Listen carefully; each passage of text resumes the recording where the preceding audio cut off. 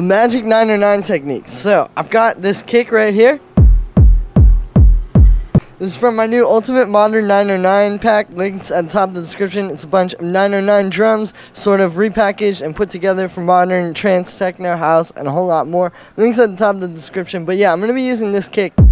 You can hear we already have a very nice, solid punch going on here. I think that's the first thing. You need to start with a good input sample, right? But basically, what the secret is we're going to take this kick, we're going to get a send. And then on the send, what we're going to do is we're going to distort the kick. Right? So we're going to get an overdrive, just bring the dry wet all the way up since it is a send. And we're going to just go ahead and send the kick all the way through that, and then listen to it on its own. So this is just what's going into the send. We want to take this and filter it back a little bit. Now, where you're going to do this is going to depend on your track and your kick and all of that, right? I can't exactly tell you. I will say, though, like, in this high end is kind of where it happens, because down here, you're just getting all, like stuff you don't really want. That's the whole point of filtering it. Right? So, like, in this kick, I definitely want a lot more of that punch. Cool. And then maybe we could distort it. You don't want so much of that noise coming through, right? And then the last thing here is going to be an EQ, and this is going to be very important later. But we're going to just make sure that we cut out the sub. And now what's going to be happening, if we play this with the kick and maybe bring the send down a little.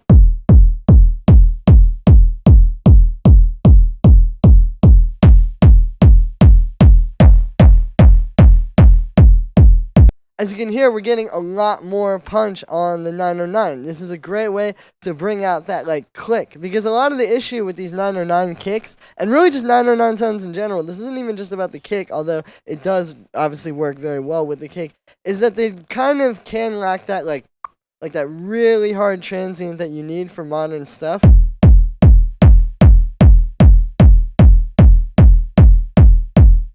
Right, maybe bring it down if we're starting to clip a little bit like this one is. We can just,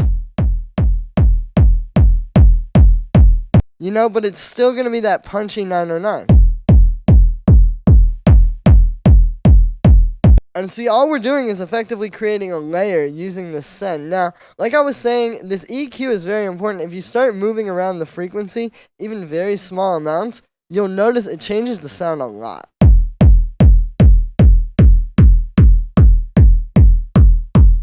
Even switching this to, like, this kind of a curve,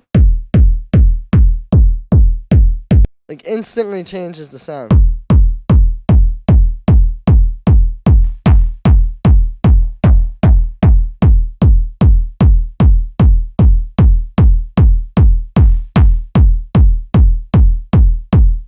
So basically, you get all these things working together, you know.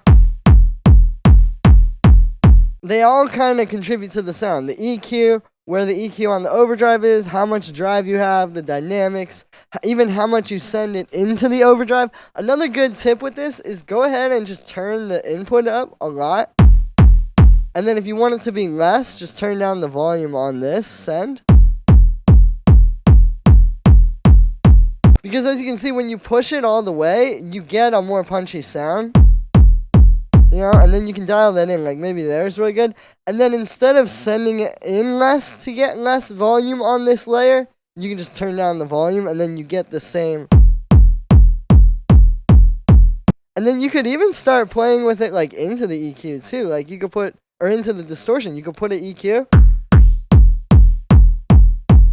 and make it so a certain range hits the distortion a bit more.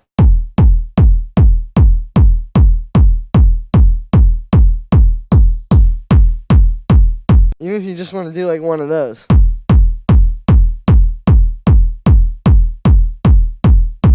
Yeah, and then if you want to keep working with it, then you kind of just keep doing this. Like, maybe we could freeze this, and we could do the, like, we'll record it into this track right here.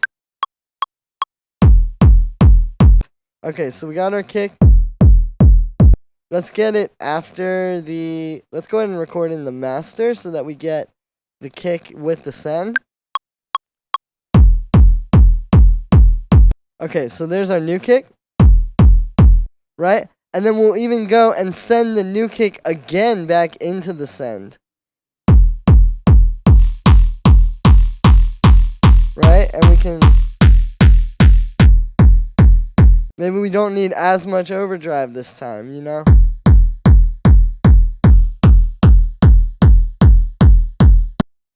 Right, and you can keep doing this and keep bringing the kick up. And this is essentially how almost all modern kicks were made. It really did start with the 808 and the 909, and then just using techniques like this to kind of just push it a little bit further and get like a little bit more of what you want out of it while still retaining what's really good. If you listen to this original sample, it has a really nice low end to it. We don't want to lose that. So this